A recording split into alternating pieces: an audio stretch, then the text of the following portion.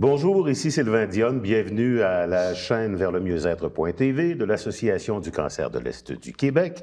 Encore une fois, c'est un rendez-vous qu'on vous propose avec Annick Bélanger, qui est intervenante en soins spirituels et psychosociologue. Annick qui a été intervenante également en itinérance pendant une dizaine d'années, ce qui explique sa passion. Enfin, bref, est-ce que c'est le début ou la fin? Mais, chose certaine, il y a une passion pour la vie et l'humain qu'elle aime partager. Et aujourd'hui, on aborde un sujet qui est, je vous dirais, un peu particulier. On va parler de deuil. Puis souvent, c'est un mot, j'ai l'impression, qui fait peut-être parfois peur aux gens. C'est quoi un deuil? Puis on a l'impression parfois que ça touche seulement la mort, le deuil. Annick Bélanger, bonjour et bienvenue. Bonjour. Écoutez, il y a une citation de Félix Leclerc où il disait « C'est beau la mort, c'est plein de vie là-dedans. » Mais le deuil, est-ce que c'est toujours associé nécessairement à la mort? Souvent, au premier abord, on l'associe à la mort. Et non, le deuil n'est pas juste mourir. La citation que tu viens d'utiliser, c'est celle que j'utilise fréquemment quand je fais des présentations. Je me la suis appropriée, je l'ai un peu mis à ma couleur.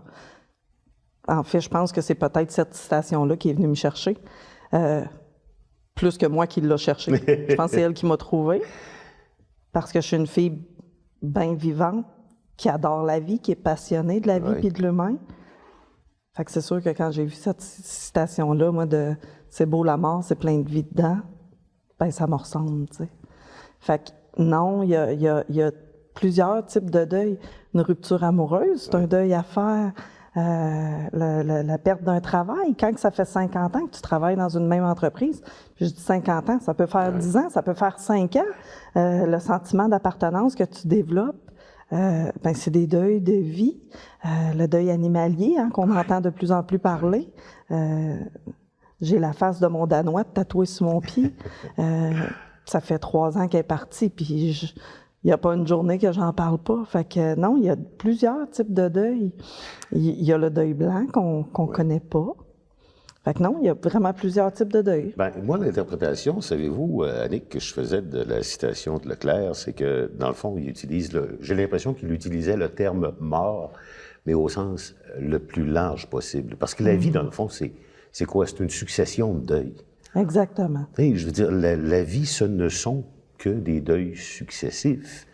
Alors, si on prend la citation de Leclerc dans ce sens-là, c'est beau la mort, mais peu importe le type de mort, ça nous amène à autre chose, ça nous amène à beaucoup de vie, à des changements et tout ça. Toujours.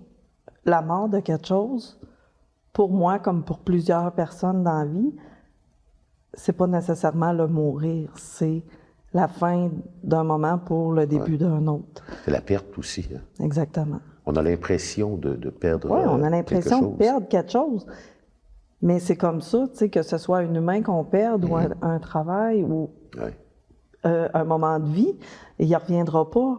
Il ne reviendra jamais dans la même forme que dans la dépendance. Je suis un peu ailleurs, mais, non, mais la personne qui a une problématique de dépendance, souvent, va chercher à reproduire le premier plaisir qu'elle a eu. Puis sa consommation va souvent augmenter parce qu'elle va chercher à obtenir le premier plaisir qu'elle a eu, mais il ne reviendra pas.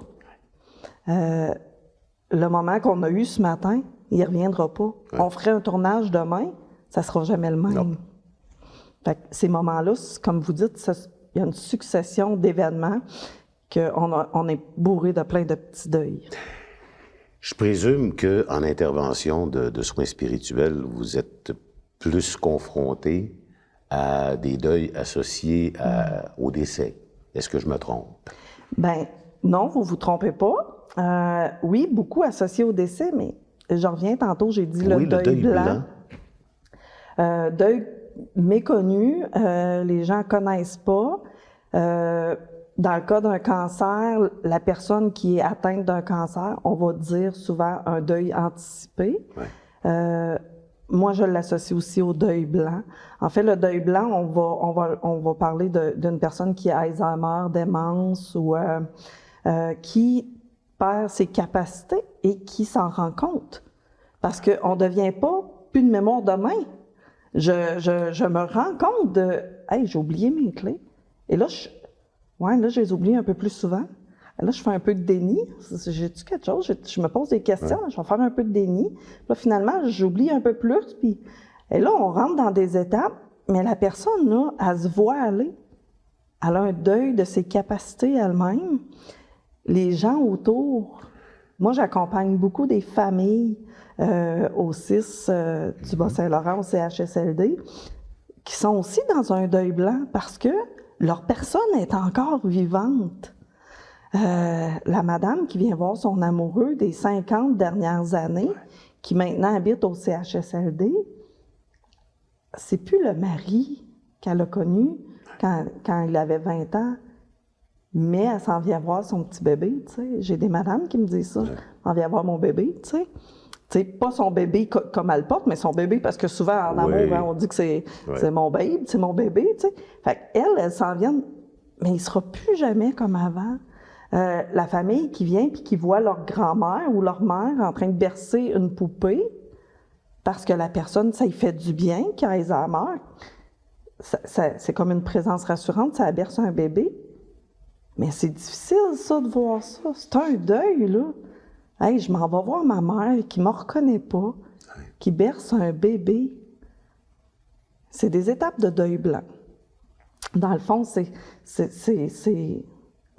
les mêmes...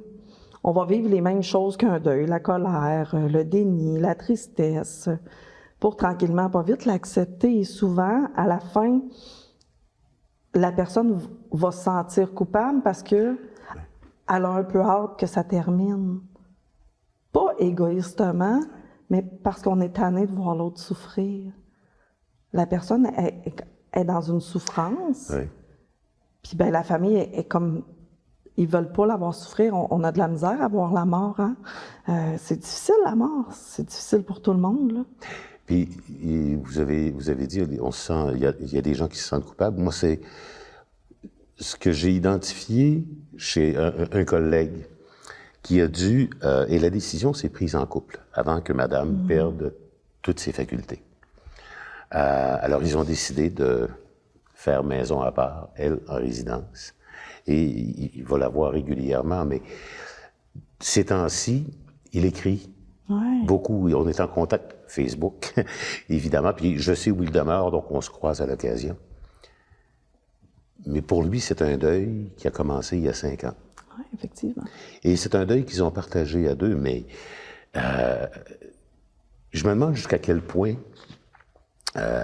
on peut supporter longtemps cette phase, les phases d'un deuil comme celui-là. Et ce que je ressens quand je lis ce qu'il écrit, c'est parfois une certaine honte, une certaine culpabilité, l'impression d'avoir abandonné quelqu'un. Est-ce que le deuil blanc est un deuil plus difficile à vivre? Je peux pas nécessairement dire oui ou non. Dans un peu le même essence que vous venez de nommer, j'ai accompagné quelqu'un qui avait eu un diagnostic de cancer ici à Rimouski, qui n'était pas à l'étape d'être hospitalisé, mais c'est un cancer que c'est officiel que c'était incurable. Donc, le vécu chez lui, avec la conjointe, et j'allais les voir chez eux. Ils m'avaient demandé de les accompagner. J'allais les voir à la maison. Et c'était extrêmement difficile. Est-ce que c'est plus dur? Souvent, quand la personne décède, on se dit, ben le temps. Le temps va aider. T'sais. Le souvenir reste. La personne n'est plus là. Donc, on est face à nos souvenirs, fait qu'on a de la peine, mais on n'est pas face à la personne. On la voit pas décliner, on la voit pas perdre ses capacités. J'ai accompagné ma mère en fin de vie. J'ai eu la chance, il y a 7 ans, parce que c'est une chance pour moi de prendre un congé sans solde puis d'être avec ma mère. En fait, j'y allais une journée sur 2, j'allais passer du temps avec elle. Ça n'a pas été long. Nous autres, ça a duré 4 mois. Mais quand j'allais la voir, je faisais des choses avec elle aussi niaiseusement là, que l'aider à se laver. Elle s'assoyait dans sa chaise berceuse. J'y mettais ses pots de crème. plusieurs odeurs, plusieurs sortes. Elle choisissait celui qu'elle voulait. Elle me parlait pas, là. Elle choisissait celui qu'elle voulait, puis elle me le tendait. Et juste de frotter ma mère, elle avait plus de cheveux, juste la masser, juste être là, présence. C'était énorme, et pour moi, et pour elle. Elle n'avait pas envie de parler. Elle avait déjà plein de gens qui posaient plein de questions. Elle voulait juste comme se déposer. Puis je le sentais là, qu'elle avait comme cette angoisse de mort-là, Oui. parce qu'elle était face à son propre deuil. Oui, oui. Hein, le deuil blanc, c'est ça, tu fais face à ta propre mort ou à tes propres choses. C'est extrêmement difficile, là. Vous avez parlé de temps tout à l'heure, puis je pense que j'ai 2 ou 3 questions qui se bousculent, là. Vous avez parlé de temps tout à l'heure. On entend dire, en tout cas, il y a des mythes. Moi, j'appelle ça des mythes. Ah, un deuil, ça dure tant de temps. Un deuil, ça dure tant de temps. Puis on se souviendra qu'à une certaine époque, on disait, il faut que tu portes le deuil pendant 1 an ou 2 ans. Bon, enfin, bref. Puis là, tu te sentais coupable quand tu avais des pensées pour d'autres personnes. Enfin, bref. Combien de temps ça dure ou ça peut durer, un deuil? Je sais pas si c'est objectif, même j'ose dire toute une vie.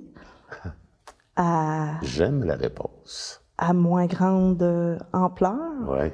Quand je travaille avec les gens, souvent je prends l'image, et là, c'est une image bien farfelue, que c'est pas tout le monde qui a été, mais tu sais, dans des expositions où on va, où il y a des manèges, où on peut gagner des toutous, il y avait comme un jeu, je me souviens quand j'étais jeune, qui était comme un rail, avec une boule de quilles où on frappait une cible. Et tu lances bien fort, et là, bang, ça l'accroche la cible, mais après ça, la boule, elle revient. Fait que dans le fond, le choc est immense au début, mais après ça, là, on se promène dans les étapes, à différents niveaux, à différents moments. Il arrive un événement, une chanson. Ça fait 35 ans que mon père y est décédé. J'ai entendu une chanson, j'étais en auto, j'ai pleuré ma vie. 35 ans plus tard, j'étais en colère. J'étais en colère après lui, 35 ans plus tard. Ça ramène, ça éveille. Mais je me suis autorisée. Ouais. Il faut s'autoriser à vivre ces émotions de deuil-là. Elles sont normales. Et si on est dans le déni, on n'arrivera pas à passer. Puis on va le traîner longtemps.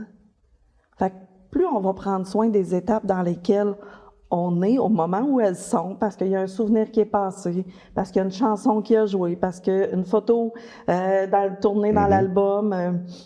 On n'a plus beaucoup ça, des albums aujourd'hui, mais bon. Ben, de plus en plus, on y revient. Hein? Ben moi, je suis encore là. Mais tu sais, vous comprenez, hein? Oui. En fait, moi, j'ose dire, puis j'ose même croire qu'il n'y a pas de temps. Et je voudrais pas qu'il y en ait. En fait, je trouve que ça met une pression inutile. Oui, bien, c'est ça. C'est comme si on imposait d'arriver... Tu sais, c'est pas un résultat qu'on vise, là, la fin d'un deuil. Là. Ben non.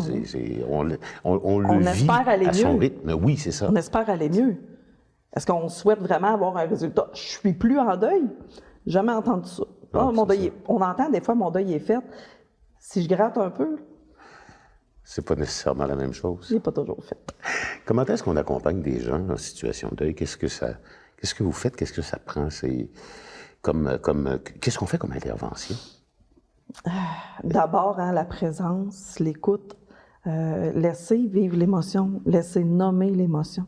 C'est vraiment être une grande oreille, recevoir, être le contenant, dans le fond, ce que déverse tout, ta colère, ta peine, crie, choque-toi.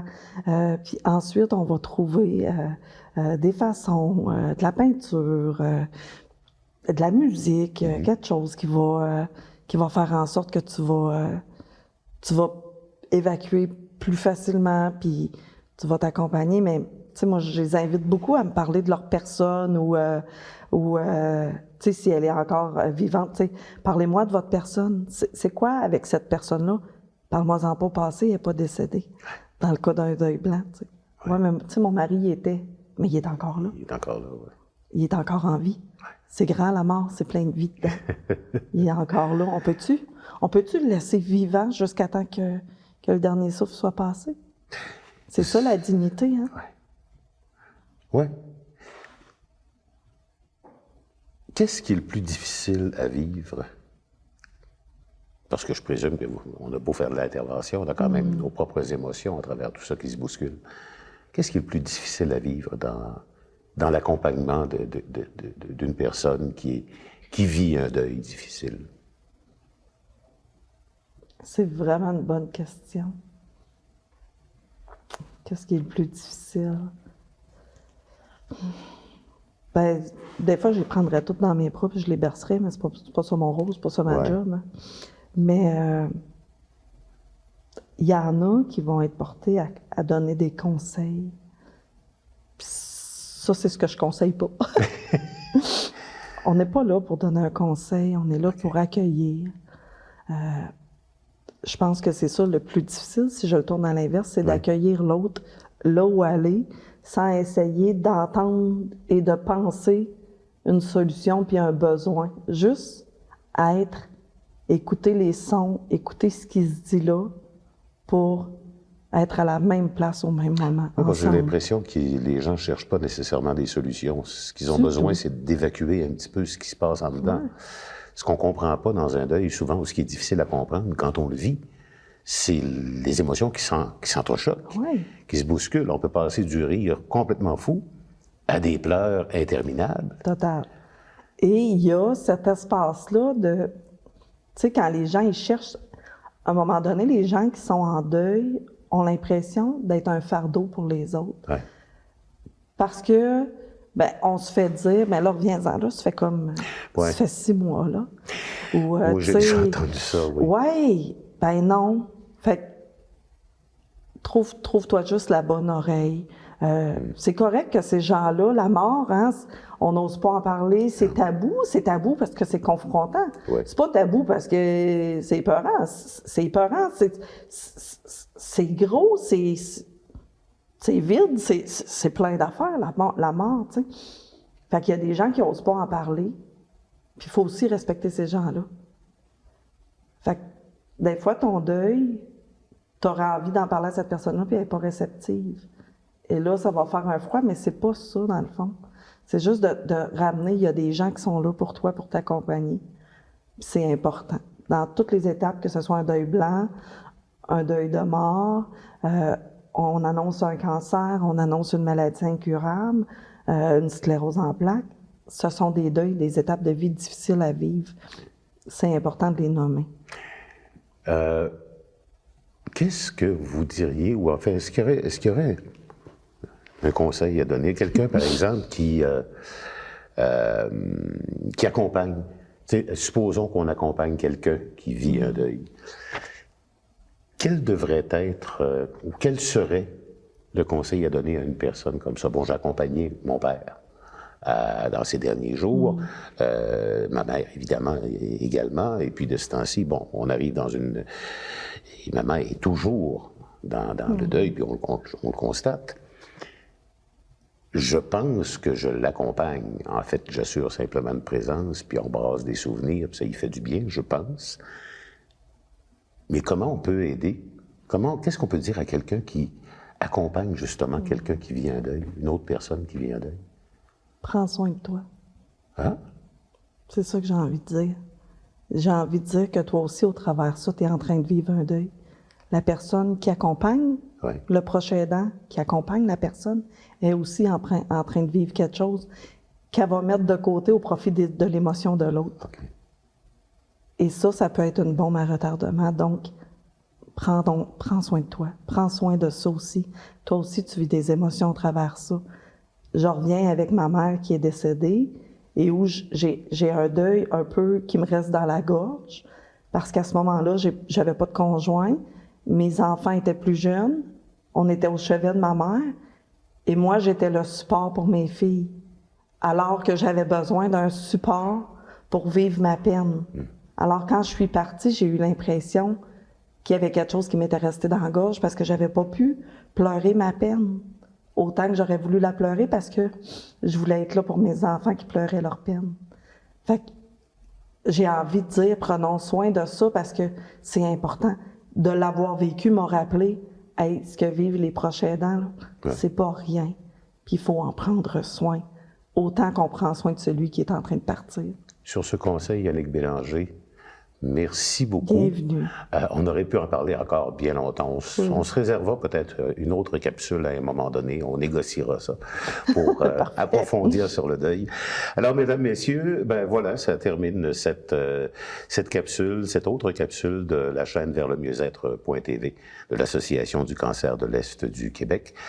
Si vous avez des interrogations, des questions, vous pouvez regarder de nouveau la capsule, mais également, pourquoi pas, parce qu'elle est en pratique privée aussi, peut-être tenter de joindre Annick Bélanger. Je pense que c'est à la clinique L'Horizon, voilà. Alors, je vous remercie d'avoir été là. On se dit à une prochaine, tout simplement. Au revoir. Merci.